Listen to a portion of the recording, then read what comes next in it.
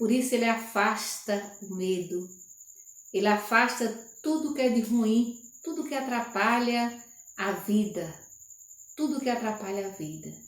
E por isso é que nós, sabendo e experimentando esse Deus que é amor, nós queremos trazer presente, rezar pelas pessoas que estão doentes nos hospitais, pelas pessoas que estão doentes em suas residências.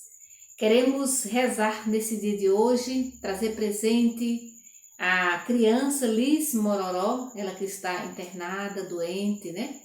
Também uma vítima da pandemia, a mãe, né, que teve o vírus, né, pegou o vírus, o coronavírus, e teve que fazer um parto cesáreo, né? E a criança continua internada. Então vamos rezar por ela, né, por essa criança. Eu peço a oração de todos vocês para que ela se recupere e volte para os braços dos seus pais. Queremos também rezar pelo Nivaldo, né? Pedido de saúde, de bênção para ele, para toda a sua família. E também o senhor Benedito. Então rezemos por eles, né?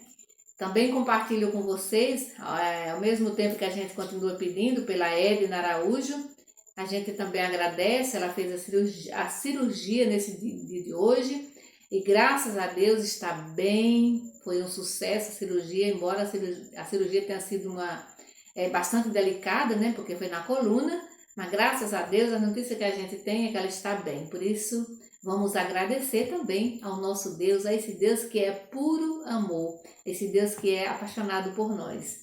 Queremos trazer presente todas as pessoas que pediram, confiam em nossas orações.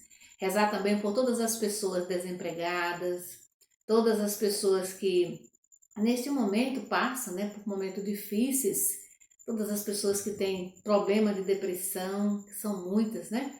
Então vamos rezar, vamos trazer todo mundo e colocar no colo de Deus. Em nome do Pai, do Filho e do Espírito Santo. Amém. Nós vamos abrir a nossa Bíblia ali nos últimos versículos do capítulo 12 de Lucas. Então, Lucas, capítulo 12, do versículo 54 ao 59. O Senhor esteja conosco, Ele está no meio de nós.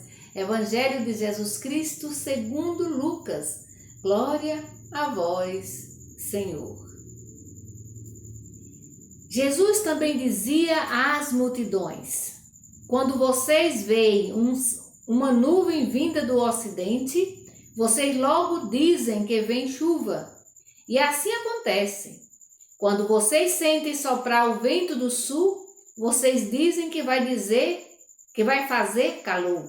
E assim acontece. Hipócritas, vocês sabem interpretar o aspecto da terra e do céu. Como é que vocês não sabem interpretar o tempo presente? Por que vocês não julgam por si mesmos o que é justo? Quando vocês, porém, estar para se apresentar com o seu adversário diante do magistrado, procure resolver o caso com o adversário. Enquanto estão a caminho, senão este o levará ao juiz, e o juiz entregará você ao guarda, e o guarda o jogará na cadeia. Eu digo, daí você não sairá enquanto não pagar o último centavo. Palavra da salvação, glória a vós, Senhor. Assim como o homem, né, assim como a pessoa humana, podem prever, né, o tempo presente, interpretar os sinais da natureza, né? Também pode e deve interpretar os sinais do céu. E aqui Jesus está falando dele mesmo, né? Quantos sinais quantos milagres, quantas curas, né? Quantas aproximações Jesus não fez daquele povo, né? E no entanto, ainda precisam de sinais para saber que ele é o Messias, que o reino de Deus está próximo. Aqui Jesus está fazendo uma denúncia, inclusive com a palavra hipócrita. Nós já vimos em outros evangelhos que Jesus chama as pessoas, sobretudo os donos, doutores da lei, os fariseus, de hipócritas. Lembrando que Jesus está falando aqui para a multidão, né? Jesus está falando aqui para uma multidão de pessoas, para muita gente. E aí Jesus vai dizer a mesma coisa, vocês sabem interpretar os sinais da natureza. Sabe quando vem chuva, sabe quando vem calor, sabe quando vem frio, e assim por diante. Mas não sabe interpretar os sinais do reino de Deus. Ou seja, porque para interpretar os sinais do reino de Deus, primeiro é preciso mudar a nossa mentalidade, a imagem que nós temos de Deus. Os sinais de Deus são sinais muitas vezes pequenos, não são grandes sinais. São sinais pequenos, mas que têm um significado muito grande. E aí nós precisamos aguçar essa nossa sensibilidade para perceber, para sentir, né, e distinguir os sinais de Deus, do reino de Deus. Jesus estava no meio deles, já tinha feito vários milagres, mas no entanto, eles continuavam sem acreditar, né, sem perceber que Deus era e é presente, não é passado, ele é presente. Ele estava, através do seu filho, ali, mas, no entanto, eles não são capazes de enxergar essa presença. E depois, o grande questionamento que Jesus faz, e também, né, nos pede nesse dia de hoje, é que a questão da reconciliação. O Evangelho termina falando da questão da reconciliação. Então, se você tem alguma coisa contra o teu irmão, então vá, conversa com ele. Resolva o problema antes que chegue em outras instâncias. Antes que o problema, que parece pequeno e é pequeno, se torne um grande problema. Então, a reconciliação é muito importante e é um dos sinais também do reino de Deus.